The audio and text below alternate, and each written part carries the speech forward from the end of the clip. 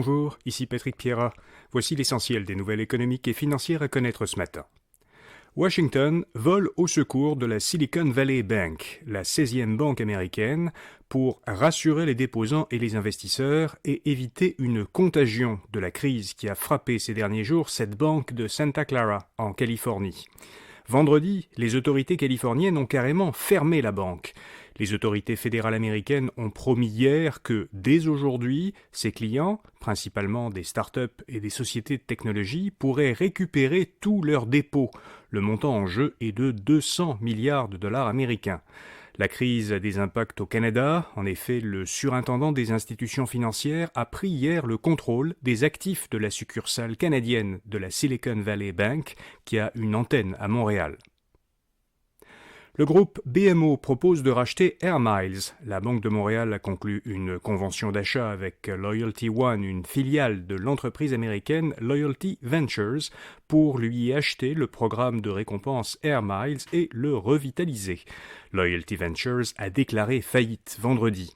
Selon BMO, Air Miles a encore au Canada 10 millions d'adhérents qui peuvent échanger leurs points accumulés chez les entreprises partenaires. Air Miles affirme sur son site web que le projet de BMO n'affectera ni le solde des miles des adhérents, ni leur capacité à accumuler et à échanger leurs points. Ottawa autorise WestJet à acheter Sunwing. Le ministre fédéral des Transports, Omar Al-Ghabra, approuve, sous certaines conditions, l'acquisition de vacances Sunwing et de Sunwing Airlines par WestJet Airlines, une acquisition dont le projet avait été annoncé il y a 1 an. L'une des conditions posées par le ministre est que, pendant au moins 5 ans, l'entreprise maintienne un bureau régional dans la région de Montréal. En annonçant son projet de transaction, WestJet avait promis qu'elle maintiendrait un bureau à Laval pour sa division de vente de voyages, une division qui fera notamment en concurrence à celle de Transat et d'Air Canada. L'emploi ne montre pas encore de signes de faiblesse au Canada. Les prévisionnistes s'attendent à ce que la succession des hausses de taux d'intérêt augmente le taux de chômage, mais cela ne s'est pas encore produit. Selon Statistique Canada, le marché du travail a créé au Canada 22 000 nouveaux emplois en février et le taux de chômage s'est maintenu à 5%, soit le même taux qu'en décembre et janvier. Des économistes sondés par Bloomberg s'attendaient plutôt à moitié moins de nouveaux emplois et un taux de chômage légèrement supérieur.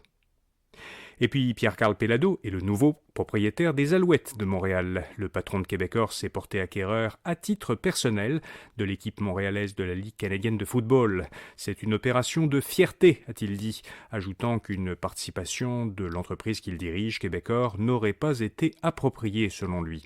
Québecor possède déjà 2 équipes de la Ligue de hockey junior majeure du Québec, les Remparts de Québec et l'Armada de Blainville-Boisbriand.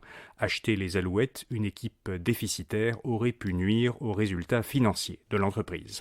Voilà, vous savez l'essentiel. Pour un tour d'horizon de l'actualité générale, au Québec et dans le monde, écoutez notre autre balado quotidien, Actualité Info Bref. À demain pour le prochain bulletin de nouvelles économiques Info Bref Affaires. Bonne journée.